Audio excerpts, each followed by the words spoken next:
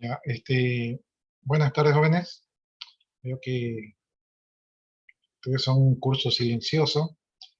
Eh, les recuerdo que cada que ustedes se conectan tienen que poner sus dos apellidos y sus dos nombres en el chat. Entonces, háganlo y también no se olviden marcar su asistencia en el aula virtual. He estado revisando los deberes, tres observaciones. La primera es de que, con cuidado, se confunden de los casos porque vi que el ataque cibernético me han subido en el que es el caso del COIT, ¿verdad? Entonces están como equivocados, o sea, están cruzados, ¿no? Entonces, ojo con eso allí. Lo otro es que falta un tercer grupo de subir, lo que es el caso de COIC, todavía no hay nadie que lo ha enviado, y que me están enviando los archivos y no los links. Entonces, probablemente yo después borre los archivos para que ustedes me suban los links, porque necesito yo los links, no el archivo. ¿Sí? El archivo me llena rápido mi repositorio, de hecho ya tengo mensajes de que está lleno, entonces solamente envíenme los links. Entonces, ahí están viendo ustedes sus notas parciales, todavía falta un grupo. Me imagino que este de crear el grupo C. Déjenme ver. Grupo,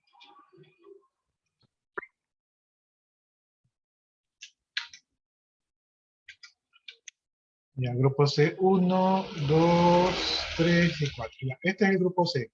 El grupo C, por defecto, porque no están en otro grupo, quedó Adriana Elizabeth Guerrera Alvarado, Wilmer Ezequiel Mora León, Gianela Isabel Torres Crespo, Juan Ignacio Tumbaco Ortiz. Entonces ellos son el grupo C y que todavía no han subido ningún deber. Recuerden ustedes que el deber solamente lo debe de subir un integrante del grupo, no es necesario que todos lo suban. Y sí ustedes pueden poner allí los integrantes del grupo para mayor seguridad y su porcentaje de participación.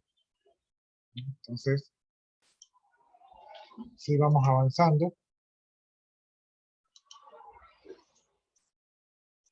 Ya, creo que eso sería las novedades de hoy día. Ya, lo del artículo del COIC, recuerden que no solamente es poner un caso, sino que tienen que poner qué artículo del COIC están violando. O sea, por ejemplo, ya, hizo un fraude, entonces se aplicó el artículo, el número puede ser, me estoy equivocando porque no me lo sé de memoria, eh, hizo un fraude electrónico, entonces ahí se aplica el artículo 137 del Código Orgánico Integral Penal que dice tal cosa. Entonces, la idea es ver si ustedes asocian bien los casos con los artículos e identifican el tipo de violación que se está realizando, ¿no? Entonces, no es nada difícil, pero,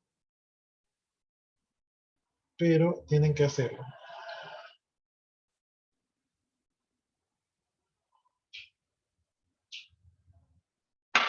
Ya. Bueno, si no hay preguntas, inquietudes, entonces... pero ¿saben una cosa? Ahora que lo pienso, se supone que yo tengo que tomar una lección por unidad. Eso quiere decir que del marco legal ya les podría yo tomar una lección. Del marco legal normativo y de los delitos informáticos contemplados en la ley ecuatoriana también ya les podría tomar una lección, ¿no? Entonces ya ustedes ya deben ir por la segunda lección. Entonces tal vez sí les ponga las lecciones porque según dicen es una lección por capítulo. Entonces, probablemente en esta semana lo arregle y les ponga una lección en la unidad 1, en la unidad 2 y en la unidad 3 para cumplirlo con lo que nos indicaron en el curso. Entonces, en total ustedes tendrían cerca de 8 lecciones. Ya, preguntas, dudas, inquietudes.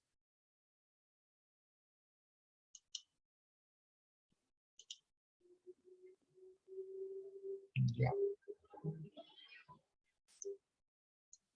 Bueno, estamos nosotros entonces, en, estamos en la Ley de Comercio Electrónico y Firmas y Mensajes de Datos.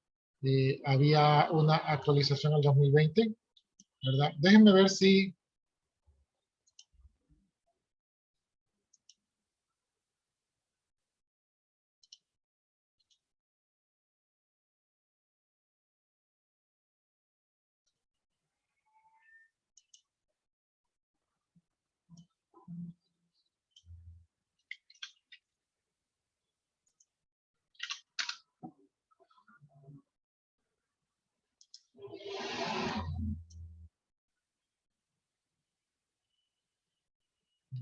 aquí.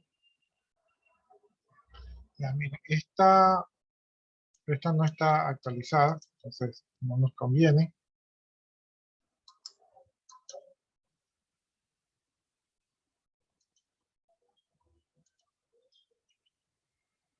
Esta de aquí creo que es la actualizada.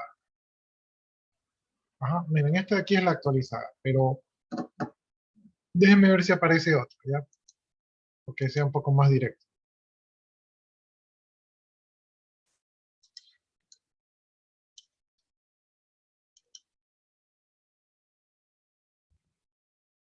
No, entonces la más directa parece que es la de acá.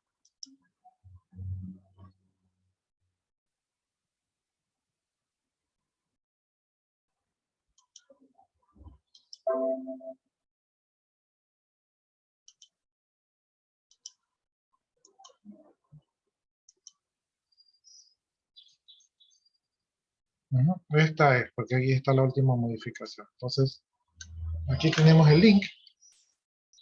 Y lo que vamos a hacer es que aquí en la unidad número 3, déjenme modificar.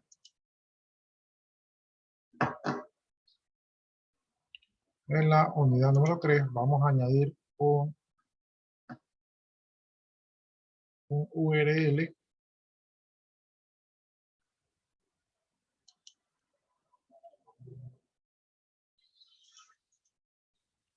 para poder descargar la ley de comercio electrónico y firmas de datos. Entonces, ahí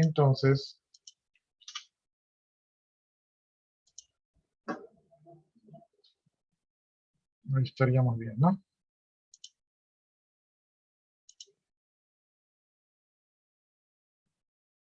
Esto aquí tendría que ir en material de apoyo. Ya, listo, ¿no? Entonces ahí ya estamos llenando más o menos nuestro material. Aquí está el marco legal. Por acá está el Código Orgánico Integral Penal. Por acá está la Ley de Comercio Electrónico y Firmas y Mensajes de Datos. Y así vamos llenando nuestro Classroom, ¿no? Eh,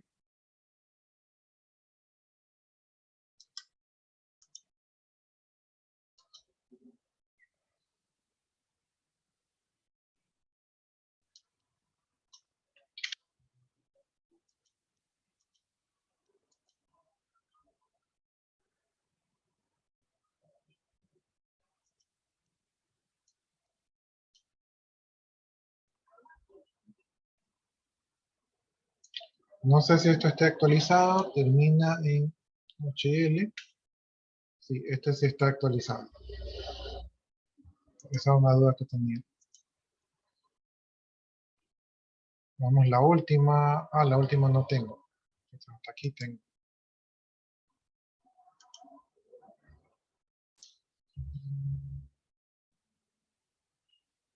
Sí, sí está actualizado el link.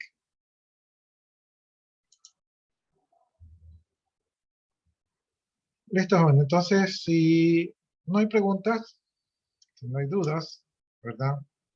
Entonces, ahora sí, vámonos a donde nos quedamos. Estamos en la Ley de Comercio Electrónico y Firmas y Mensajes de Datos. Ya habíamos visto esto, habíamos visto los primeros artículos, los cuales están bastante interesantes. Y si no me equivoco, nos habíamos quedado en el artículo 11. ¿Qué decía el artículo 11? Que el envío y recepción de mensajes de datos, salvo pacto en contrario, se presumirá en el tiempo y lugar y emisión y recepción del mensaje de datos son los siguientes, ¿no? Entonces, a no ser que usted previamente haya pactado lo contrario con su receptor de mensaje, se va a presumir que el tiempo y el lugar de emisión y de recepción de estos mensajes serán los siguientes, ¿no? Al momento de emisión del mensaje de datos, ¿verdad? Cuando el mensaje de datos ingresa a un sistema de información o red electrónica que no esté bajo el control del emisor. Es decir, si yo genero un correo electrónico y lo estoy escribiendo aquí en mi computadora, mientras lo estoy escribiendo, no ha sido emitido.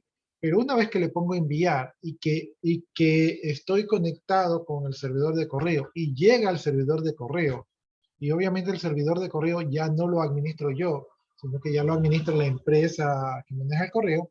Entonces, esa es la fecha y la hora que se considera que el mensaje de datos ha sido emitido, ¿sí? No es cuando yo lo saco de mi computadora, sino cuando llega al servidor de correo donde tiene que entregarlo, ¿no? Porque mientras esté en mi computadora, si yo desconecto el cable de internet, no sale. Este, eh,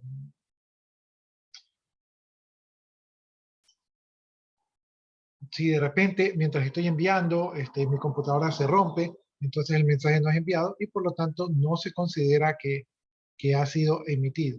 Se considera que ha sido emitido cuando llega a una empresa o a un servidor que tiene los controles de gestión que va a garantizar que ese correo fluya, salga, ¿no? Entonces, yo como usuario no puedo garantizar eso, pero un servidor de correo sí. Por lo tanto, se entiende que cuando esté en el servidor de correo en algún momento enviará ese correo, ¿sí? Pero ya no está bajo mi jurisdicción, sino que ya es el servidor de correo. Ya. El momento de recepción del mensaje de datos, cuando el mensaje de datos ingresa al sistema de información o red electrónica señalado por el destinatario, si el destinatario designa otro sistema de información o red electrónica, el momento de recepción se presumirá aquel que se produzca la recuperación del mensaje de datos. De no haberse señalado un lugar preciso de recepción, se entenderá que esto ocurre cuando el mensaje de datos ingresa a un sistema de información red eléctrica del destinatario, independientemente de haberse recuperado o no el mensaje de datos. Entonces, el literal B lo que dice es que se considera la fecha y hora de recepción del mensaje cuando el mensaje llega al servidor de correo del destinatario, ¿sí? No necesariamente tiene que llegar a la computadora del destinatario. No necesariamente tiene que abrir el correo al destinatario. Basta con que llegue a su oficina de correo digital, ¿verdad? Entonces se sabe que una vez que está en la oficina de correo digital, el usuario en algún momento va a abrir el correo, pero la recepción del correo se entiende cuando es recibido por ese servidor de correo, ¿no? Y eso es eso, o que yo de repente me haya puesto de acuerdo con el remitente y le diga, yo asumo que ese correo va a ser recibido cuando llegue a mi ciudad natal. Entonces, si yo previo, he hecho ese previo pacto, entonces allí se puede modificar. En el caso que no hay ningún pacto, pues es cuando llegue a el servidor de correo que me va a entregar el correo como destino final. Bien, C, lugares de envío y recepción. Los acordados por las partes, sus domicilios legales o los que consten en el certificado de firma electrónica del emisor y del destinatario. Si no se los pudiera establecer por estos medios, se tendrá a portarles el lugar de trabajo o donde desarrollen el giro principal de sus actividades o la actividad relacionada con la empresa, perdón, con el mensaje de datos, ¿no?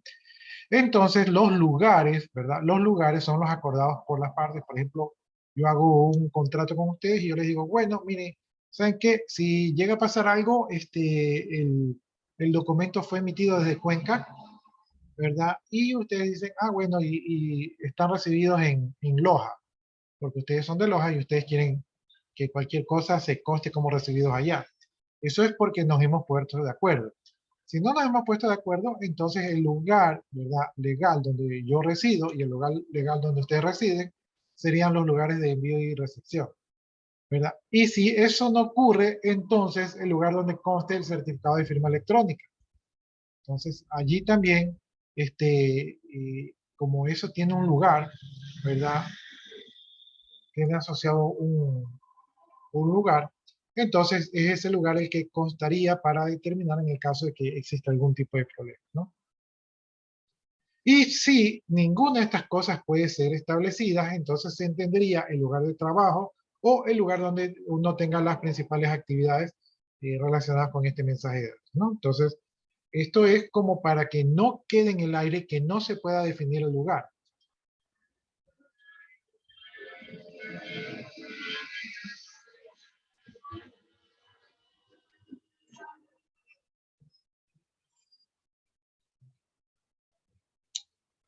Y es importante definir el lugar porque el lugar, el lugar desde donde se emite el mensaje de datos puede tener beneficios, ¿verdad? U obstáculos para poder llevar a cabo algún inconveniente legal, ¿no? Entonces eso es bien importante el lugar. Y la fecha también es importante porque yo puedo tener el contrato, bueno, cuando recibas el contrato, entonces yo asumo que se hace el proceso. Y si eso no está bien definido, entonces podríamos tener problemas allí. Bien, este es el artículo 11. El artículo 12 dice duplicación del mensaje de datos. Cada mensaje de datos será considerado diferente. En caso de duda, las partes pedirán confirmación del nuevo mensaje y tendrán la obligación de verificar técnicamente la autenticidad del mismo. Ya, entonces, si yo envío un correo donde le digo, hola, buenos días, vamos a hacer el negocio, y después no me acuerdo, y envío otro correo y le digo, hola, buenos días, vamos a hacer el negocio, aunque el mensaje dice lo mismo, el primero dice lo mismo que el segundo, pero no son, o sea, digitalmente no se consideran los mismos. Entonces, el primero es uno independiente del segundo, ¿sí? Entonces, si por ejemplo yo envío el primero, ¿verdad? Pero contesto el segundo, indicando que estoy de acuerdo con el primero, allí hay un vacío legal, por decirlo así, porque realmente yo estoy diciendo que estoy de acuerdo con el mensaje de datos que no fue el original, ¿sí? Y eso podría tener una especie de problema con respecto a lo que indica la ley, ¿no? Entonces, los mensajes de datos, ustedes saben que en sistemas todo se puede duplicar, pero a nivel legal, cada mensaje es independiente el uno del otro, y si yo envío un mensaje duplicado, yo digo, no, es que este mensaje es igualito al anterior. Yo no puedo decir que el mensaje es igualito al anterior, sino que tengo que técnicamente demostrar que ese mensaje es igualito al anterior. Ya, aquí tenemos el artículo 12.1. Dice, Sistema Único de Notificación y Gestión de Trámite. Dice, el ente rector de las telecomunicaciones, gobierno electrónico, sociedad de la información, tendrá a su cargo la creación, manejo y administración del Sistema Único de Notificación y Gestión de Trámites del Estado, cuya finalidad es permitir que las personas puedan entregar, recibir, enviar comunicación de documentación oficial para el ejercicio de los derechos y cumplimiento de las obligaciones de conformidad con la ley, ¿no? Este artículo, el 12.1, es un artículo que yo no lo había visto. Este artículo aquí es un artículo nuevo, ¿no? Y de hecho allí dice, en la parte de abajo, dice que esto fue agregado, ¿verdad? En la última revisión en diciembre del 2020. Entonces, este es el 12.1, y lo que dice es que el gobierno se encargará de generar un correo único para la notificación fiscal. ¿Sí? Yo no sé si ustedes saben, pero todos los ciudadanos ecuatorianos tenemos un correo en este sistema del Quipus, me parece que se llama, ¿no? Entonces, eso es una comunicación oficial y eso está administrado por el gobierno estatal, pero todos tenemos una cuenta allí. Artículo 12.2, buzón electrónico ciudadano. El buzón electrónico ciudadano es el sitio informático único, seguro, personalizado y válido que tienen las personas naturales para la entrega, recepción y envío de comunicaciones, documentos oficiales en trámites y procedimientos administrativos, así como procesos judiciales con el objeto de ejercer sus derechos y cumplir sus obligaciones de conformidad con la ley. Artículo 12.2 también es nuevo. Lo que les está diciendo es que ustedes poseen un correo único para trámites judiciales, ¿verdad? El buzón electrónico ciudadano y su plataforma serán diseñados y regulados por la entidad rectora de las telecomunicaciones, gobierno electrónico, sociedad de la información, la que permitirá la interconexión con los órganos y organismos y entidades estatales previstas en el artículo 225 de la Constitución de la República. La operación del buzón electrónico ciudadano estará a cargo de la Dirección General de Registro Civil, Identificación y Cedulación, ¿no? Entonces, este es otro artículo donde aquí están garantizando que ustedes tienen un buzón de correo, ¿no? Entonces, para las personas no sé, un poco más viejitas.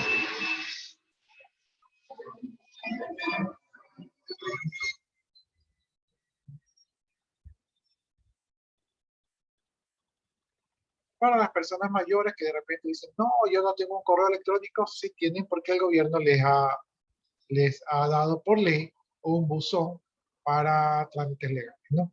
Esto aquí, si yo no me equivoco, puede ser que me esté equivocando, pero si yo no me equivoco, este es el sistema Quitus, que sirve para comunicación y que usan la mayoría de los funcionarios del Estado, lo usan.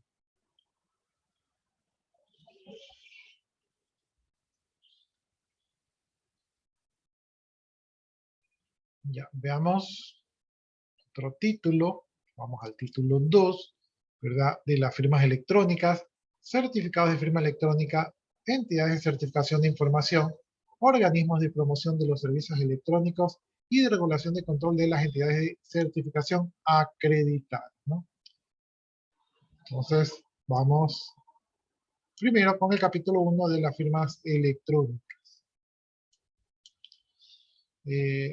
Ustedes creo que me decían, que me están indicando que ustedes de firmas electrónicas no se acuerdan, ¿verdad? O no saben. Entonces, déjenme ver si yo por acá les puedo ayudar con eso.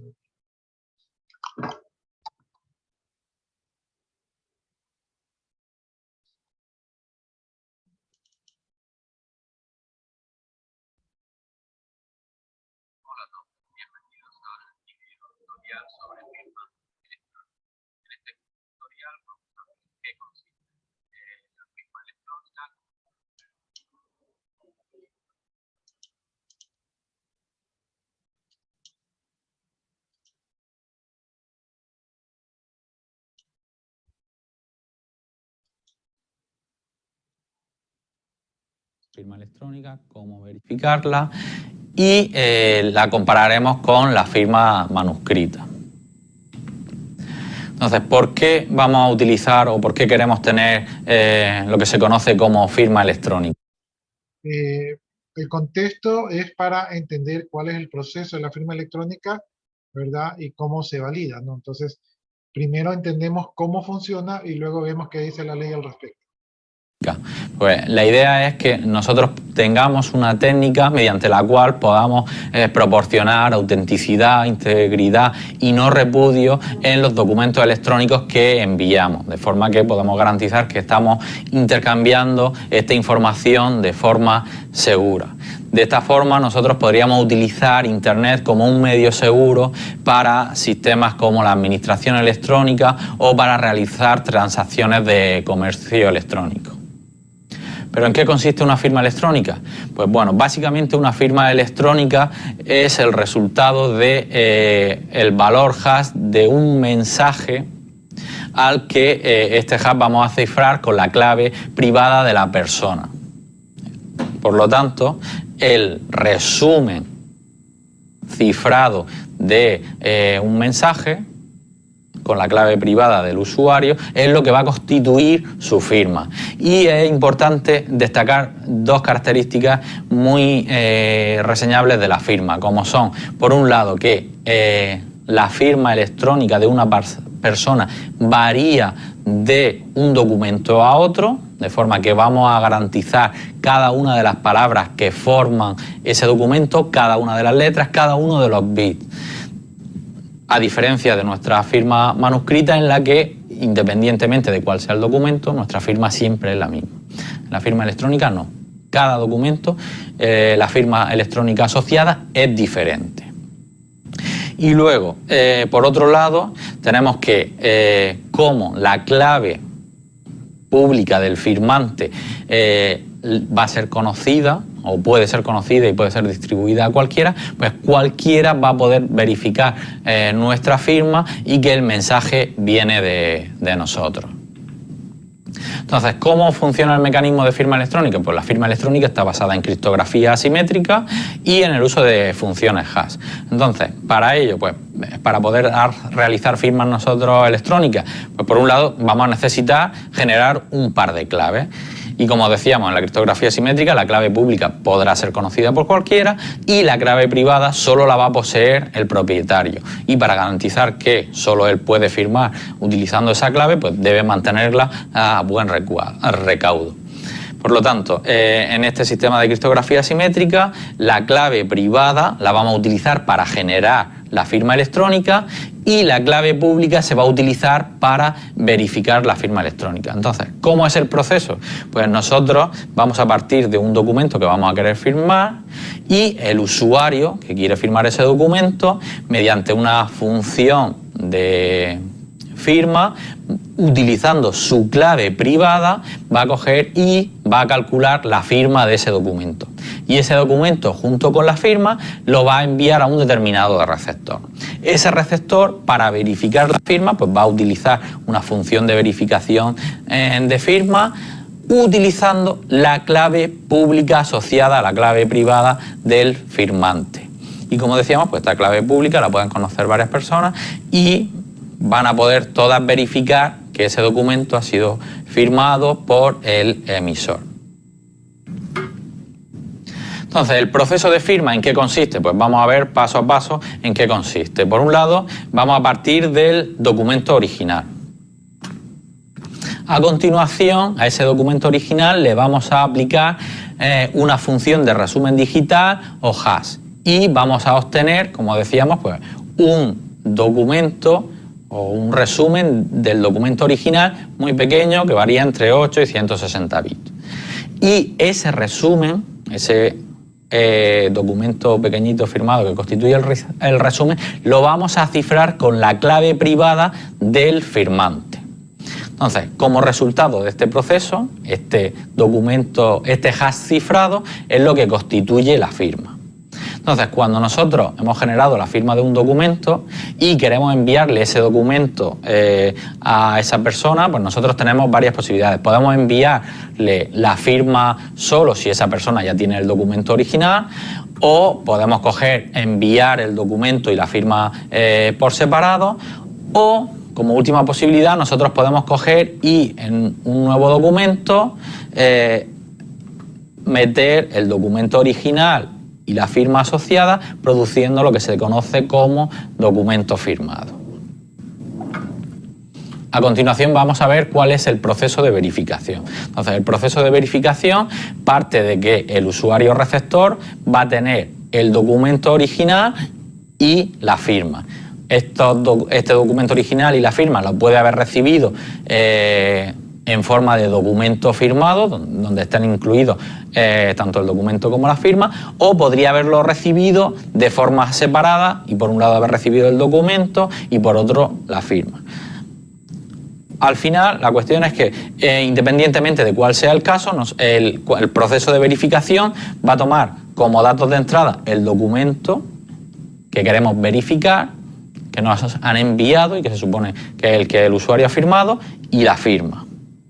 Entonces, a partir del documento que nosotros hemos recibido, le vamos a aplicar un algoritmo de hash y vamos a calcular el resumen del documento que hemos recibido. A continuación, por otro lado, vamos a coger la firma que hemos recibido y, utilizando la clave pública asociada al firmante, vamos a descifrar la firma y vamos a obtener el resumen hash del documento que firmó el usuario. Si ambos hash coinciden, ambos resúmenes coinciden, es decir, coincide el resumen del documento que yo he recibido y coincide el resumen del documento que el usuario firmó, quiere decir que el documento que yo he recibido no ha sido modificado y que he recibido correctamente el documento firmado. Por lo tanto, pues diríamos que el documento está correctamente firmado. En caso de que los hash, los resúmenes no coincidieran, pues querría decir que probablemente el documento que nosotros hemos recibido ha sido modificado por el camino. ¿Para qué vamos a utilizar este mecanismo de firma electrónica? Pues lo vamos a utilizar en distintos escenarios. Por un lado, lo vamos a utilizar para garantizar la autenticación de los mensajes que nosotros vamos a enviar a través de la red. También lo vamos a utilizar para firmar distintos tipos de documentos, como pueden ser documentos de pago, autorizaciones, contratos, etcétera. Los vamos a utilizar también para firmar unos determinados tipos de documentos que llamaremos sellos electrónicos y que nos van a servir para probar que un determinado documento existía en un momento dado. Lo podemos utilizar también en otros escenarios como en servicios de mensajería certificados, que trata un poco de emular el correo certificado que nosotros recibimos, de forma que cuando un usuario recibe un correo certificado, pues firma como que ha recibido ese correo. Pues existen mecanismos para poder en transacciones telemáticas probar que nosotros hemos recibido un determinado correo. Y también va a ser fundamental el uso de la firma electrónica en la creación de lo que vamos a llamar certificados digitales. A continuación vamos a hacer una comparativa entre la firma manuscrita y la firma electrónica con respecto a tres propiedades. Por un lado la autenticidad, por otro lado la integridad y finalmente el no repudio. Con respecto a la autenticidad, con respecto a estar seguros de que nosotros el documento que hemos recibido es auténtico y que está firmado por la persona que nos lo envía o que dice que lo ha firmado, pues podemos decir que una firma manuscrita nosotros podemos falsificarla. Nosotros, en la medida en que vemos cómo firma un determinado usuario, pues podemos tratar de imitar su firma y en un documento hacer una firma parecida, de forma que el que lo reciba ese documento pues piense que el documento fue originalmente firmado por la persona que nos quieren hacer creer. En cambio, en la firma electrónica este caso no va a poder suceder. Nuestra firma, decíamos que en la firma electrónica varía con respecto al documento y es una función del documento original que solo puede ser generada mediante la utilización de una clave privada. De forma que cualquier cambio que se produzca en el documento hace que el valor del resumen cambie y por lo tanto el valor de la firma deje de ser válido.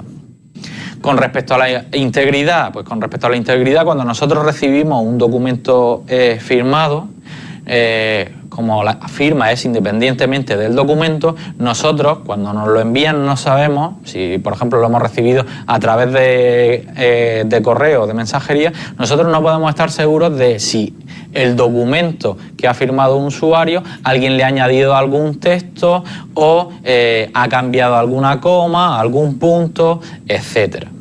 En cambio, en la firma manuscrita eso no puede suceder. Como decíamos, cualquier cambio, por pequeño que sea en el documento, va a provocar que cambie el resumen del documento y por lo tanto la firma no se va a verificar porque el resumen de la firma va a ser distinta al resumen del documento. Y por último, con respecto al no repudio, es decir, que nadie pueda decir de que ha firmado un determinado documento, pues de cara a determinar en la firma manuscrita si un documento ha sido realmente firmado por una persona o no, pues se necesita un experto caligrafólogo que determine si realmente la firma esa la ha realizado una determinada persona. Y aún así este proceso está es propenso o está sujeto a errores, ya que estamos dependiendo de lo que diga un determinado experto.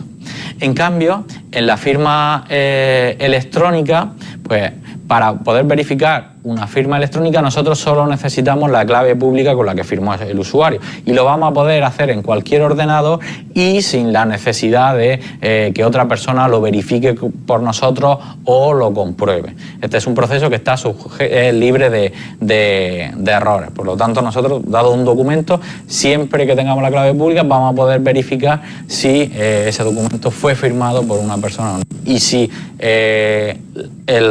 la firma se verifica, pues podemos estar seguros y nadie puede decir que no ha firmado ese documento, porque se supone que la clave privada solo la poseía el usuario que realizó la firma.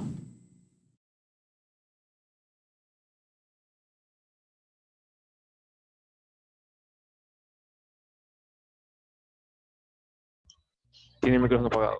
Entonces ya estamos claros de cómo funcionan las firmas electrónicas, ¿no? No sé si tienen alguna duda con respecto al video que vimos. ¿Ya? Entonces, si no me dicen nada, asumo que todo está claro como el agua.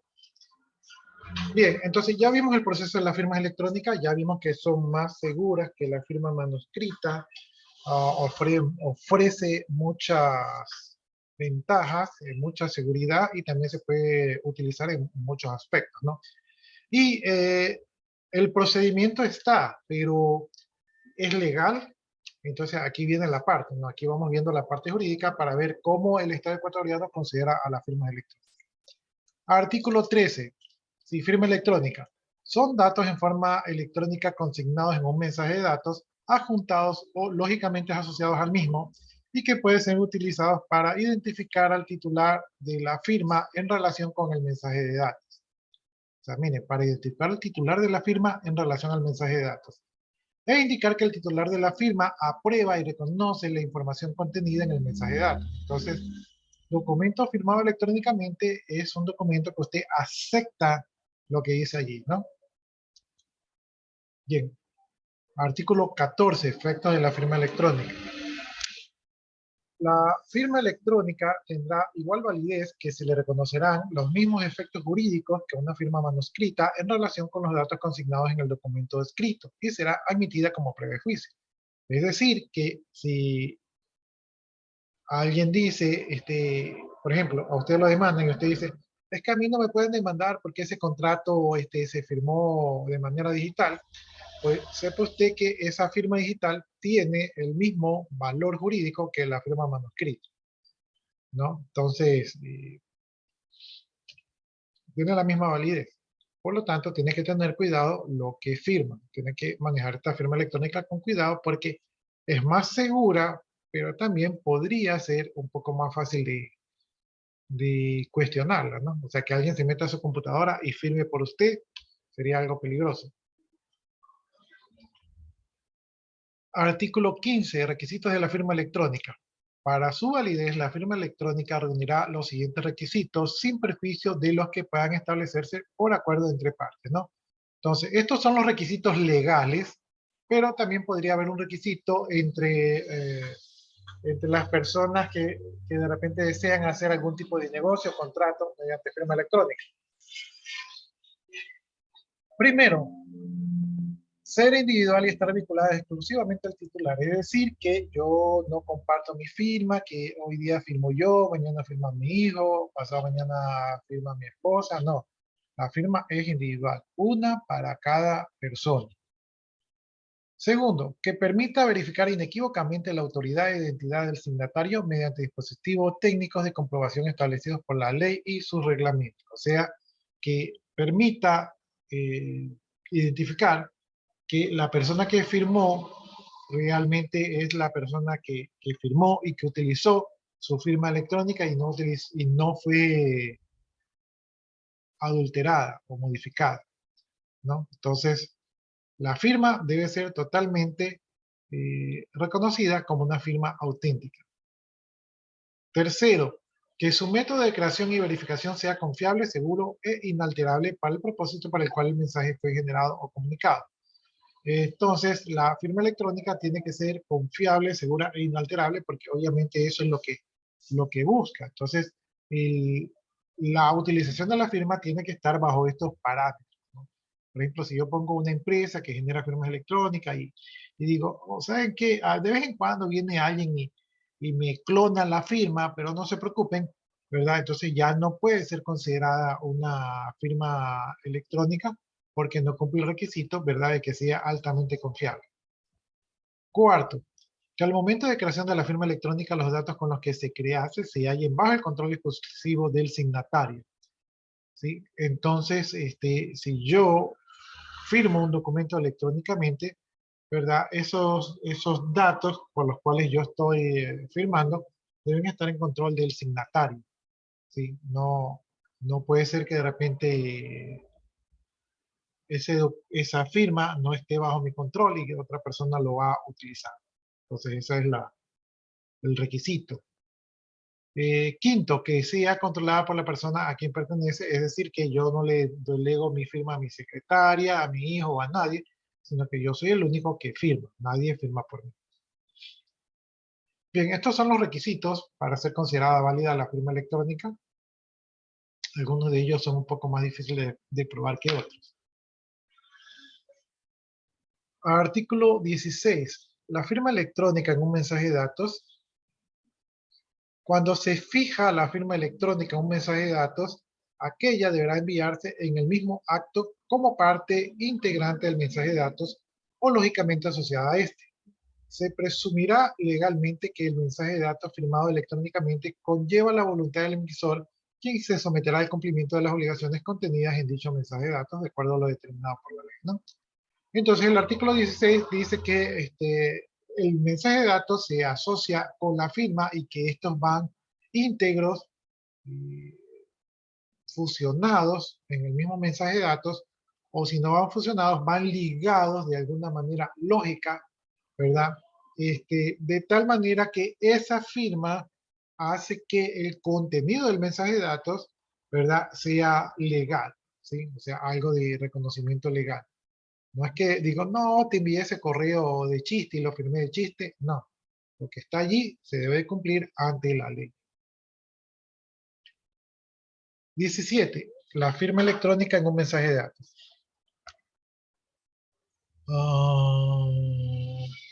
Ya, este es el 16. 17. Obligaciones del titular de la firma electrónica. El titular de la firma electrónica deberá, o sea, si ustedes llegan a firmar un documento electrónicamente, deberá cumplir las obligaciones derivadas del uso de la firma electrónica. O sea, si usted usa una firma electrónica, sabe que el uso de una firma electrónica conlleva un gran poder, ¿no? Y a una gran responsabilidad. Entonces, así como en el multiverso de Spider-Man, que por cierto no me he visto la película, entonces, si usted firma un documento, usted adquiere responsabilidad sobre lo que firmó, ¿sí? No es que puede decir, no, yo no sabía, no supe, no me enteré. No tiene cómo negar esa obligación. B. Actuar con la debida diligencia y tomar las medidas de seguridad necesarias para mantener la firma electrónica bajo su estricto control y evitar toda utilización no autorizada. Es decir, si usted saca una firma electrónica, pues no la va a dejar ahí con la pantallota abierta para que todo el mundo la vea. No le va a decir a las personas, oye, mira, esta es mi firma, la clave es 1, 2, 3. ¿No? O sea, no va a decir a la secretaria, ¿sabe qué? Ahí le dejo 20 documentos para que firme. No, eso usted tiene que manejarse con cordura y con responsabilidad al momento de utilizar la firma electrónica, porque no es un juego y conlleva a responsabilidades. C. Notificar por cualquier medio a las personas vinculadas cuando existe el riesgo de que su firma sea controlada por terceros no autorizados y utilizada indebidamente. Entonces, si yo sospecho que he sido hackeado y que me han robado mi firma electrónica, es mi responsabilidad comunicar a mis contactos, especialmente con los que estoy haciendo negocios utilizando firma electrónica, decirles, parece que he sido hackeado. Por favor, hasta que yo les confirme, ¿verdad? No acepten ningún documento que lleve mi firma electrónica. Sí, tengo que tener la responsabilidad de avisar para que las otras personas no sean estafadas. ¿Sí? Cuarto, verificar la exactitud de sus declaraciones, ¿no? Entonces, ahí yo tengo que ver que lo que yo ponga allí realmente sea lo que yo quiero decir. Por ejemplo, si yo pongo en un documento este tipo de negocio, ¿no? No se preocupe que yo le consigo esa mercadería e incluso el doble, ¿verdad? Entonces, cuando yo pongo así, tan ligeramente, incluso el doble, y he firmado, entonces me he comprometido a conseguir el doble, ¿no? Entonces me pueden decir, pero me prometió el doble. Yo le digo, no, pero es que era una manera de decir, era un dicho. No, ya si se firmó, se hace legal. Por lo tanto, pues ustedes tienen que ser muy correctos en cuanto a sus declaraciones. Ya, quinto, responder por las obligaciones derivadas del uso no autorizado de la firma cuando no hubiese obrado con la debida diligencia para impedir su utilización, salvo que el destinatario conociese de la inseguridad de la firma electrónica o no hubiese actuado con la debida diligencia, ¿no? Entonces yo dejo botada allí mi firma electrónica y de repente viene algún delincuente y comienza a pedir, ¿saben qué? Despáchenme mercadería, ¿verdad? Póngalo en mis bodegas y firma con mi firma electrónica sin que yo sepa. y comienza a hacer una serie de negocios. Luego yo vengo y me contactan los proveedores y me dicen, oye, ya te despaché todo lo que me pediste, no me vas a pagar. Yo digo, ¿le voy a pagar qué si yo no he pedido nada? No, pero me llegó un documento con tu firma electrónica. Ah, yo no sé, ese no es mi problema que usted les haya despachado mercadería. Yo no firmé eso. ¿Sí? Yo puedo decir eso, pero ante la ley, si el documento se fue con mi firma electrónica y yo no protegí, o sea, no tomé las medidas de seguridad, ¿verdad? Y hubo personas que fueron perjudicadas por esa firma electrónica.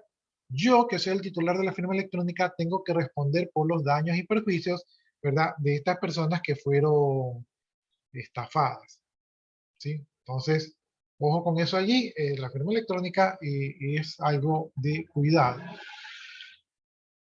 La única manera que me salve es que de repente el otro lado, el proveedor conozca de que, no sé, que están hackeando en el medio y que de repente no se extrañe. Yo generalmente le pido, fíeme $100 y un buen día le digo, fíeme $15,000 y el proveedor dice, ah, $15,000 no importa, fiémosle. Entonces, si el proveedor tampoco actuó con la debida diligencia, o sea, si no se dio cuenta, si no sospechó, ¿verdad? Y no tomó las acciones, entonces él también es corresponsable y por lo tanto no, me imagino que hay una división de responsabilidades, entonces yo ya no cargaría con todo el peso. 6. Notificar a la entidad de certificación de la información los riesgos sobre la firma y solicitar oportunamente la cancelación de los certificados. Entonces, si yo ya sé que mi firma electrónica está comprometida, no solamente tengo que avisar a mis contactos y proveedores, sino que también tengo que avisar a la entidad de certificación de firma electrónica para que ellos, si es que reciben solicitudes de firmas mías, ¿verdad? Ellos la cancelen y ya no certifiquen ningún documento mío. Es decir, que cortemos de raíz cualquier tipo de fraude que se quiera seguir cometiendo. Séptimo, las demás señaladas en la ley y sus reglamentos, entonces ahí es como que hace un anexo de que se tiene que cumplir todo lo demás. Ya, hasta ahí, jóvenes. ¿Alguna pregunta, inquietud, duda?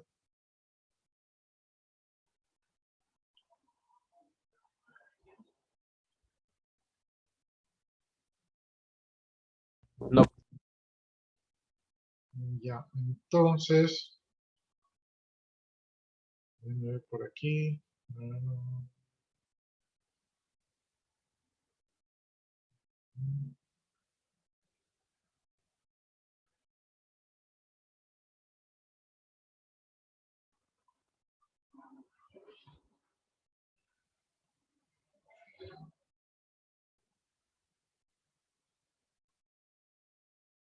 Ya. Veamos el artículo 18, duración de la firma electrónica. Las firmas electrónicas tendrán una duración indefinida, podrán ser revocadas, anuladas, suspendidas de conformidad con lo que el reglamento a esta ley señala. Entonces, si usted firma un documento, pues ese documento tiene una validez de por vida, ¿verdad? A no ser que se anulen por los mecanismos de la ley que aquí están señalados, ¿no? Entonces, ya saben, esto es como casarse, podría decirse, que no se anula fácilmente. Artículo 19. Extinción de la firma electrónica. La firma electrónica se extingue por voluntad del titular, es decir, yo digo, ¿saben qué? Ya no quiero esta firma electrónica porque es mucha responsabilidad. Fallecimiento o incapacidad del titular, es decir, si uno se muere, pues ya obviamente no puede firmar si está muerto, o si me dan un golpe en la cabeza y me quedo así descerebrado, pues ya no tengo capacidad para firmar. Disolución o liquidación de la persona jurídica titular de la firma.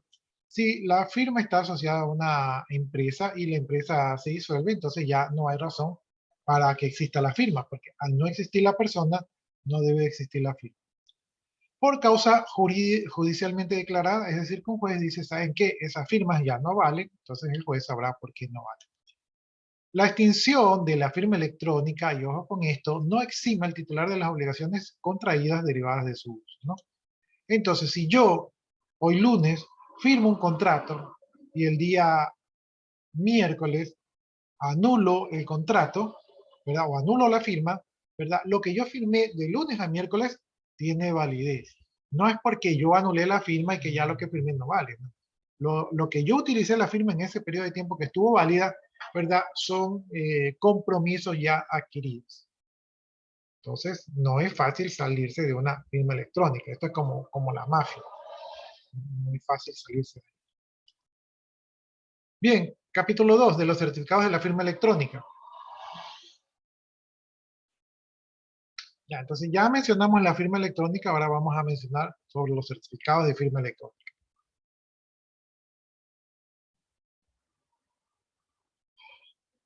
Ya, artículo 20.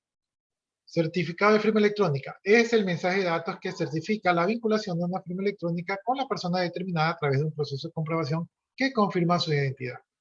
Es decir, existe una persona, existe una firma, existe un receptor. ¿Cómo sabe el receptor que la persona que firmó el documento, ¿verdad? Es la persona dueña de la firma? ¿Sí? ¿Cómo sabe que no le está mintiendo? Que él se robó esa firma, que hackeó esa firma y que le está, como yo no lo conozco, como no he hecho negocios antes con él, ¿cómo sé que no me está mintiendo? Y que es una firma robada. Entonces, existe un certificado de firma electrónica donde hay una entidad que dice, este fulano va con esta firma. Entonces, esa entidad, una entidad seria, me dice, mira, aquí está el certificado que dice que él es dueño de esa firma y de esa manera yo ya puedo confiar, ¿verdad? Porque ya hay una tercera persona que me está diciendo que las cosas son así. 21. Uso certificado de la firma electrónica. El certificado de la firma electrónica se empleará para certificar la identidad del titular de una firma electrónica y para otros usos de acuerdo a la ley y su reglamento, ¿no? Entonces aquí el artículo 21 ratifica lo que dice el artículo 20, que se utiliza para ratificar la identidad del dueño de la firma electrónica y también otras cosas que puedan estar dentro de la ley. Artículo 22. Requisitos para el certificado de firma electrónica. El certificado de firma electrónica, para ser considerado válido, contendrá los siguientes requisitos. Primero, identificación de la entidad de certificación de la información. O sea, primero que nada, tenemos que conocer quién me está dando la cara. Entonces, necesitamos la identificación de la entidad certificadora de la información. Segundo, domicilio legal de la entidad certificadora de la información. O sea, ya nos dicen quién me garantiza. Ahora hay que saber dónde vive para saber dónde hay que hacerle relajo, ¿no? Entonces aquí, por ejemplo, es la importancia de saber los lugares de emisión, ¿verdad? De los mensajes, porque allí es donde se va uno a hacer relajo. Tercero, los datos del titular del certificado que permitan su ubicación e identificación. ¿Sí? Los datos del titular del certificado que permitan su ubicación e identificación. Entonces, obviamente, esta entidad certificadora necesita de alguna manera certificar lo que está diciendo ese ciudadano. Para eso también necesita su ubicación e identificación. Cuarto, el método de verificación de la firma electrónica, el método de verificación de la firma electrónica del titular del certificado. Entonces, ¿cuál es el método con el cual se va a verificar ese titular de firma electrónica? Quinto, la fecha de emisión y expiración del certificado. Esto es como para saber si está en un rango de fechas válido. Sexto, el número de serie que identifica el certificado. Entonces, el número de identificación del certificado. Séptimo, la firma electrónica de la entidad de certificación de la información. La misma entidad certificadora de la información tiene que tener su propia firma electrónica, ¿no? Para que pueda garantizar lo que está afirmando, para que luego el día de mañana no diga, yo no dije eso, yo no fui, yo no dije que esa empresa tenía esa firma electrónica.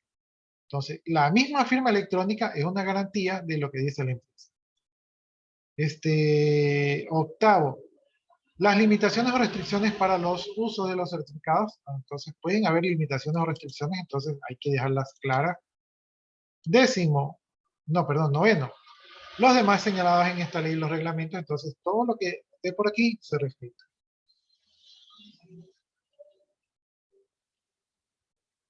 ¿Alguna pregunta hasta ahí, jóvenes?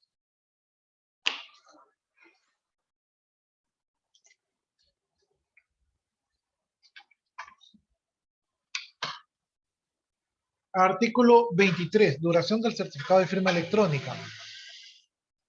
Salvo acuerdo contractual, o sea, salvo que yo con la otra persona nos pongamos de acuerdo de manera diferente, ¿verdad? El plazo de validez de los certificados de firma electrónica será el establecido en el reglamento de ley, ¿no? Entonces, en pocas palabras, dice que veamos el reglamento de ley para saber cuánto vale. Artículo 24, extinción del certificado de firma electrónica. Los certificados de firma electrónica se extinguen por las siguientes causas.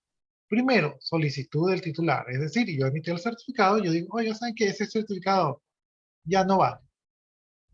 Segundo, extinción de la firma electrónica de conformidad con lo establecido en el artículo 19 de esta ley, ¿verdad? Si ustedes se acuerdan del artículo 19, creo que decía las causas, o sea, fallecimiento, voluntad del titular, disolución de la empresa o por alguna causa jurídica. Entonces, ahí está. Tercero, expiración del plazo de validez del certificado de firma electrónica. Entonces, ahí esas son las tres causas para que el certificado deje de valer. La extinción del certificado de firma electrónica se producirá desde el momento de su comunicación a la entidad de la certificación de información. Es decir, que cuando yo aviso a la entidad de certificación de información que ya el certificado no vale, entonces a partir de ese momento el certificado deja de tener validez, ¿no? Si yo digo en mi casa que el certificado no vale y me demoro 2 días en comunicarlo, en esos 2 días el certificado va a seguir legalmente válido, aunque yo haya tomado la decisión de que no sea así. Por lo tanto, si yo no quiero que el certificado sea válido, debo de informar de la manera más rápida, inmediata y urgente a la certificadora de información para que pueda poner un estatus de anulado, ¿no? La excepción en este caso es en el caso del fallecimiento del titular de la firma electrónica, en cuyo caso se extingue a partir de que acontece el fallecimiento. O sea, ahí sí, dado que el mismo fallecido no puede ir a hacer el trámite, entonces dice, bueno, cuando falleció, hasta ahí valió la firma electrónica, porque obviamente cualquier cosa después de su muerte ya no fue el titular, ¿no? Y como ustedes no creen en espíritus que se aparezcan y que firmen electrónicamente, entonces se vuelve un poco difícil que eso ocurra en la vida real, pero no es imposible. Bien, tratándose de personas secuestradas, desaparecidas, se extingue a partir de la denuncia ante las autoridades competentes, ¿verdad? Es decir, si una persona está secuestrada, hay que correr los familiares a poner la denuncia de que está secuestrada o desaparecida para que lo que se firme mientras está en cautiverio no sea válido, ¿no? Entonces, y hacerlo exime, ¿verdad?, al certificado de firma electrónica, perdón, la extinción del certificado de firma electrónica no exime a su titular de las obligaciones previamente contraídas derivadas de su uso. Es decir, si anulo el certificado de firma electrónica, todo lo que yo firmé que sí estaba, ¿verdad?, bajo los criterios legales, siguen siendo legales, ¿no? Y únicamente a partir de que ya se extinga el certificado, lo que venga después de eso ya no es válido, que lo que estuvo antes sí, no es retroactivo. ¿Preguntas? ¿No hay preguntas? Bueno, yo este artículo creo que no tiene tantos artículos, entonces yo, bueno, voy por la mitad. Entonces yo voy a hacer el esfuerzo de cooperar con este artículo, pero ya para las próximas clases ustedes me van a cooperar para que no esté yo solamente hablando, ¿verdad? Y ustedes estén aburridos ahí escuchando mi melodiosa voz, ¿no? Entonces ya para los siguientes artículos, ahí ustedes me van a ayudar. Artículo 25. Suspensión del certificado de firma electrónica. La entidad de certificación de información podrá suspender temporalmente el certificado de firma electrónica cuando, primero, sea dispuesto por el Consejo Nacional de Telecomunicaciones de conformidad con lo previsto en esta ley, ¿no? Entonces, el Consejo Nacional de Telecomunicaciones tiene potestad para suspender el certificado de firma electrónica, porque es un ente regulador superior. Sí, es un ente regulador superior, entonces tiene esa potestad ante la ley. Segundo, se compruebe por parte de la entidad de certificación de información falsedad de los datos conseguidos por el titular del certificado. Es decir, si yo para conseguir el certificado falsifiqué mi información y la entidad certificadora de información se da cuenta, entonces se puede suspender el certificado porque ese certificado fue expedido basado en una información falsa. Y recuerden ustedes que ingresar información falsificada a entidades del Estado es un delito, ¿sí? Entonces, tomen consideración eso allí. Tercero, se produzca el incumplimiento del contrato celebrado entre la entidad de certificación de información y el titular de firma electrónica. Entonces, cuando se incumple el contrato, entonces también se lo puede suspender. La suspensión temporal dispuesta por la entidad de certificación de la información deberá ser inmediatamente notificada al titular del certificado, yo por leer rápido me trabo, y al organismo de control. Dicha notificación deberá estar señalada las causas de la suspensión. Es decir, si a mí me suspenden el certificado, deben de inmediatamente, así como cuando yo sospecho que hay un fraude, yo debo de comunicar inmediatamente que sospecho que hubo un fraude y que ya mi certificado no tenga validez. Asimismo, si la entidad certificadora de la información me suspende el certificado, me debe de comunicar lo más rápido posible para que yo no siga utilizando ese certificado de información y de repente no esté generando documentos o firmas que no son legalmente válidos. ¿Sí? Entonces es importante que me avisen de la manera más rápida posible. Y obviamente tienen que decirme por qué me la suspenden. Le suspendemos porque hay un inconveniente con sus documentos o porque encontramos tal o cual cosa. Entonces debo de saber la razón. La entidad de certificación de información deberá levantar la suspensión temporal una vez desvanecidas las causas que la originaron o cuando mediare resolución del Consejo Nacional de Telecomunicaciones, en cuyo caso la entidad de certificación de información está en la obligación de habilitar de inmediato el certificado de firma electrónica, ¿no? Entonces, si las causas por las cuales me suspendieron la firma cesan, entonces la firma debe comenzar inmediatamente a estar habilitada, o si el Consejo Nacional de Telecomunicaciones, que es el ente de regulación superior, indica que ya se me habilite, entonces son las dos maneras de habilitar la firma electrónica. Artículo 26, revocatoria del certificado de firma electrónica. El certificado de firma electrónica podrá ser revocado por el Consejo Nacional de Telecomunicaciones de conformidad con lo previsto en esta ley cuando la entidad de certificación de información cese sus actividades y los certificados vigentes no sean asumidos por otra entidad de certificación. Es decir, la entidad que garantizaba que mi certificado de información era el mío, ¿verdad? Esa entidad cesó sus actividades y entonces mis certificados quedaron en el aire porque no hubo otra entidad que los asumió. Entonces, si no hay quien garantice esa información, entonces el certificado de firma electrónica no es válido y por lo tanto no tiene sentido utilizarlo. Por eso se revoca. Segundo caso, cuando se produzca la quiebra técnica de la entidad de certificación judicialmente declarada.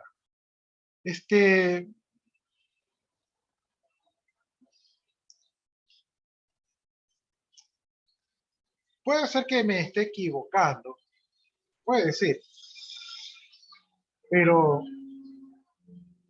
la quiebra técnica es cuando la entidad certificadora de la información, que es la que debe garantizar la seguridad, resulta que se dan cuenta que ya están atrasados o que han sido hackeados o que no pueden garantizar la seguridad. Entonces, en el momento de que una entidad que certifica la información no tiene capacidad de certificar la información, en ese momento esa entidad no tiene razón de ser. Hagan de cuenta como que yo soy un médico cirujano y entonces resulta que de repente todos mis conocimientos me los olvidé, porque no sé, me dio algo en el cerebro y me olvidé. Entonces, a pesar de que yo soy un médico cirujano, en ese momento no me encuentro en capacidad de operar, ¿verdad? Porque la operación puede salir sumamente mal. Entonces, lo que tengo que hacer es, oh, me olvidé de operar, entonces no puedo operar hasta que vea qué ha pasado, ¿no? Entonces, la quiebra técnica es cuando técnicamente ya no pueden garantizar la certificación, ¿sí? No hay un mecanismo válido que garantice, ¿verdad?, que ese certificado realmente sea mi certificado. Al igual que en el caso anterior, la revocatoria y sus causas deberán ser inmediatamente notificadas al titular del certificado para que no utilice el certificado una vez que este certificado no es válido o está suspendido o ha sido revocado. Preguntas, jóvenes.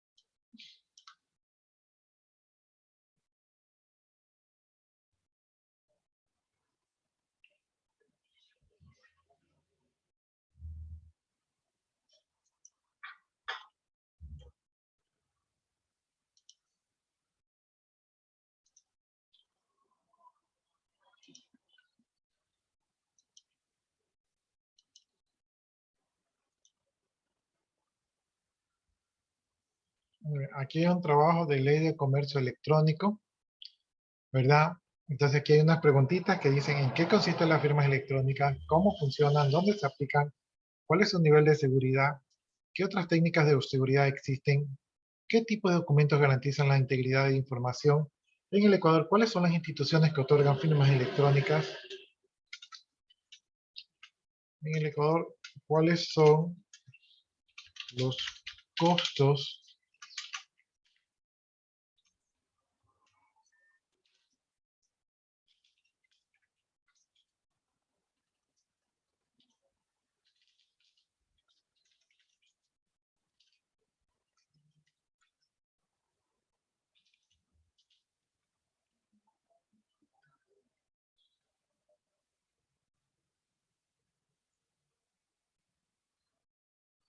Ya creo que hasta ahí nomás, ¿no? Entonces, aquí hay un trabajo. Como ustedes ya saben, los trabajos son en grupo. Eh,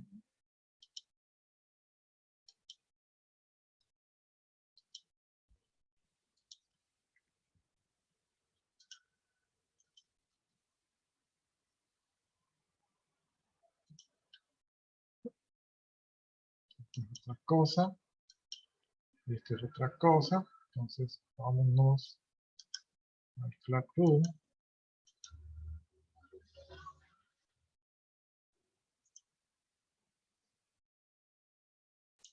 Más tareas, más tareas. Puras tareas.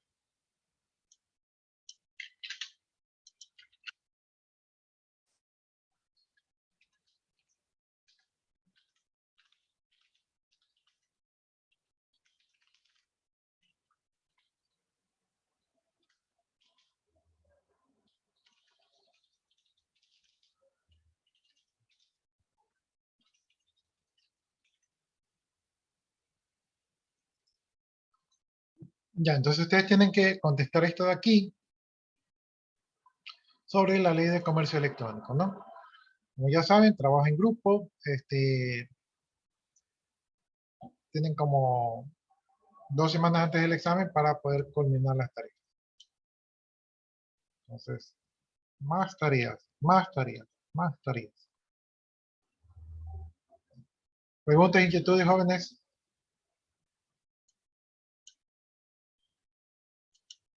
No, profe.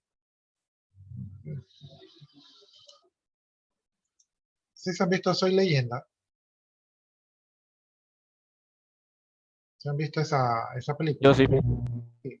Bueno, jóvenes, así a veces me siento con ustedes porque me siento así como que estoy solo, no los escucho, no los escucho ni respirar, los escucho por ahí. Ya, pero ya saben, entonces el trato es que esta ley la jalo yo mediante que pueda y que alcance, y las siguientes leyes, ahí ustedes me colaboran, ya, ahí me ayudan para que no se aburran de escuchar. ¿Sí? Yo sé que esto es un poco tedioso, pero estos son los artículos, y esto es lo que tenemos que revisar. Entonces, no nos queda de otro. Bueno, artículo 26. Ya, el artículo 26 creo que ya lo vimos, ¿no? Que es la revocatoria del certificado de firma electrónica. Entonces nos toca el artículo 27. El artículo 27 dice, tanto la suspensión temporal como la revocatoria surtirán efectos desde el momento de su comunicación con relación a su titular. Es decir, hay que avisarnos de que ya no valen nuestros certificados de firma electrónica. Y respecto a los terceros, desde el momento de su publicación que deberá efectuarse en la forma que se establece en el respectivo reglamento, y no eximen al titular del certificado de firma electrónica de las obligaciones previamente contraídas derivadas de su uso. Es decir, que cuando se suspende un certificado de firma electrónica hay una lista, ¿verdad? Hay una lista que mantienen todas estas entidades de certificación de firma electrónica que les podremos llamar la lista negra o la lista de baja. Entonces, ahí se van los certificados de firma electrónica que ya no son válidos y son públicos. Por lo tanto, cualquier persona tercero, ¿verdad?, que quiera verificar si el certificado está válido, lo puede verificar en esa lista, ¿no? Entonces, esa es otra manera como para evitar los fraudes, ¿no? Ahora, lo que dice el artículo 27 es lo que ya previamente se ha establecido, que si yo generé algunos documentos basados en el certificado de firma electrónica, esos documentos son válidos hasta que oficialmente se ingrese el certificado de firma electrónica a la lista negra. La entidad de certificación de información será responsable por los perjuicios que ocasionase la falta de comunicación de publicación o su retraso, ¿no? Entonces, si la entidad de certificación de información no hace su trabajo de comunicar a tiempo al titular, ¿verdad?, o de ingresar la información a la lista negra, y esto causase perjuicios, entonces esos perjuicios serán respondidos por la entidad de certificación de la información. O sea que ahí ellos tienen también su parte. Artículo 28, reconocimiento internacional de los certificados de firma electrónica. Interesante, ¿no? O sea, reconocimiento internacional. Los certificados electrónicos emitidos por entidades de certificación extranjeras que cumplieren los requisitos señalados en esta ley y presenten un grado de fiabilidad equivalente tendrán el mismo valor legal que los certificados acreditados expedidos en el Ecuador. El Consejo Nacional de Telecomunicaciones dictará el reglamento correspondiente para la aplicación de este artículo. En pocas palabras, si hay un certificado de una firma electrónica extranjera, esa firma electrónica es legal en el Ecuador, ¿sí? Y esto es parte de los convenios internacionales que se deben de seguir haciendo para ponernos de acuerdo. Entonces, firma extranjera es legal. Yo no creo que una firma extranjera tenga niveles de seguridad más bajos que los del Ecuador. Así que, de ley, es válido una firma extranjera. Las firmas electrónicas creadas en el extranjero para el reconocimiento de su validez en el Ecuador se someterán por lo previsto a la ley y su reglamento. Cuando las partes acuerden entre sí la utilización de determinados tipos de firmas electrónicas y certificados, se reconocerá este acuerdo suficiente derecho. Es decir, si yo hago un negocio con un país, digamos que haga con Rusia, ¿verdad? Y yo con los rusos digo, oye, ¿sabes qué? Yo acepto que tu firma electrónica es válida para mí. Y ellos dicen, y yo acepto que tu firma electrónica es válida para mí. En ese momento que hacemos ese pacto, en ese momento estamos dando válida, ¿verdad? Conforme a derecho, estamos dando la firma electrónica para ambos, ¿no? Sin que el gobierno del Ecuador se ponga a ver si esa firma electrónica realmente cumple todos los requisitos de ley, sino que basta con ese previo acuerdo que hemos tenido entre partes. Bien, salvo aquellos casos en que el Estado, en virtud de convenios o tratados internacionales, haya pactado la utilización de medios convencionales, los tratados o convenios sobre esta materia se suscriban buscarán la armonización de las normas respecto a la regulación de los mensajes de datos, la firma electrónica, los servicios de certificación, la contratación electrónica y telemática, la prestación de servicios electrónicos a través de las redes de información, incluido el comercio electrónico, la protección a los usuarios a estos sistemas y el reconocimiento de los certificados de firma electrónica entre los países suscriptores. Entonces, Ecuador aquí lo que dice es que si hay convenios, pues allí buscamos la equivalencia entre todos y todo es válido, a no ser que en el convenio diga, oye, ¿sabes qué? No lo hagamos electrónicamente, hagámoslo así en papel, así como se hacía antes, que los presidentes firman así, ¿no? Entonces, eso es lo que termina este artículo. Bien, tenemos el capítulo 3 de las entidades de certificación de información. Ya, entonces avancemos estos primeros artículos porque todavía tenemos tiempo. Entonces ya hablamos de la firma electrónica, ya hablamos del certificado de firma electrónica. Creo que, ¿de qué más hablamos? Ya, entonces ahora vamos a hablar de las entidades de certificación de la información. El artículo 29 dice, entidades de certificación de la información, dice, son empresas unipersonales o personas jurídicas, o sea, empresas, que emiten certificados de firma electrónica y que pueden prestar otros servicios relacionados con la firma electrónica, autorizados por el Consejo Nacional de Telecomunicaciones, según lo dispuesto en la ley y el reglamento que deberá expedir el presidente de la República. Entonces, el Consejo Nacional de Telecomunicaciones va a regular las organizaciones que pretenden emitir certificados de firma electrónica y obviamente deben cumplir con un reglamento previo. Artículo 30. Obligaciones de la entidad de certificación de... Perdón, es que a veces por leer tan rápido me trabo. Obligaciones de la entidad de certificación de información acreditada. Dice, son obligaciones de la entidad de certificación de información acreditadas a encontrarse legalmente constituidas y estar registradas en el Consejo Nacional de Telecomunicaciones. Obviamente, una empresa que va a garantizar la legalidad de una firma tiene que ser legalmente constituida, pues no puede estar en el aire. B, demostrar su solvencia técnica, logística, financiera para prestar servicios a sus usuarios. Es decir, demostrar que tiene la tecnología, el conocimiento tecnológico para poder montar una infraestructura de certificados de firma electrónica. La logística obviamente necesita tener las comunicaciones y la financiera necesita tener suficiente capital para responder en caso de daños y perjuicios que pueda causar.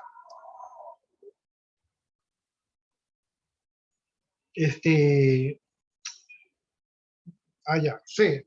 Garantizar la prestación permanente, inmediata, confidencial, oportuna y segura del servicio de certificación de firma electrónica. Entonces, tiene que garantizar de manera permanente, es decir, es un servicio que tiene que estar siempre disponible, inmediata, o sea, tiene que ser en tiempo real, confidencial, es decir, no pueden haber otros terceros allí viendo qué pasa, oportuna, tiene que ser rápida, segura, obviamente lo que ocurre allí tiene que mantenerse seguro, para que pueda, con todo esto aquí, dar servicio a la certificación de la información. D. Mantener sistemas de respaldo de información relativa a los certificados. En todos sistemas hay que manejar respaldo y esta empresa, siendo una empresa de seguridad, pues tiene que tener un respaldo seguro por si acaso en algún momento le llega a caer un meteorito del cielo, entonces los certificados no se pierden, sino que están respaldados. E. Proceder de forma inmediata a la suspensión o revocatoria de los certificados electrónicos previo al mandato de la Superintendencia de Telecomunicaciones en los casos que especifiquen la ley.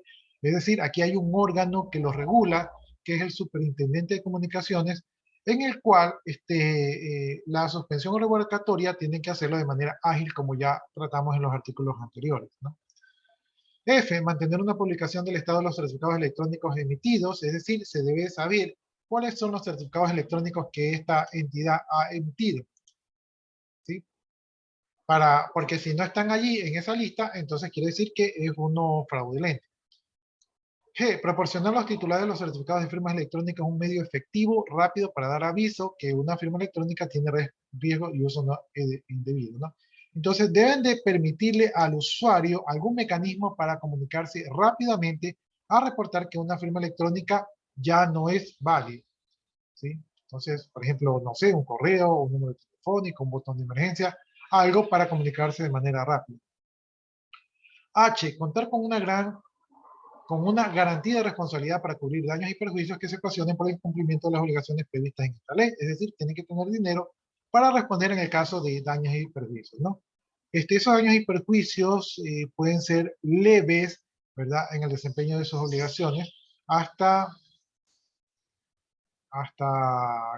me parece que graves. Cuando certifiquen límites sobre responsabilidad o valores económicos, esta garantía será de menos el 5% del monto total de las operaciones. O sea, debe de tener en capital por lo menos el 5% de las operaciones que están realizando para poder garantizar de que lo pueden cubrir y poder garantizar sus certificados, ¿no? Y las demás establecidas en esta ley. Entonces, todo se debe cumplir aquí.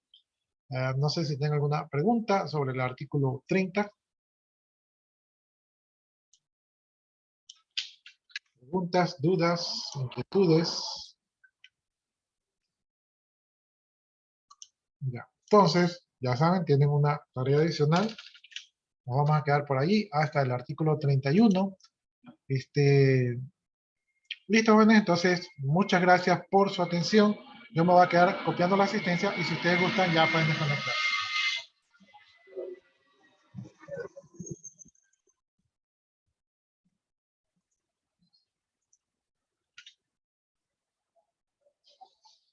Ya, ha sido súper que veloz copiar la asistencia. Entonces, procedo a desconectarme, jóvenes. Que tengan buenas tardes y nos vemos próximamente.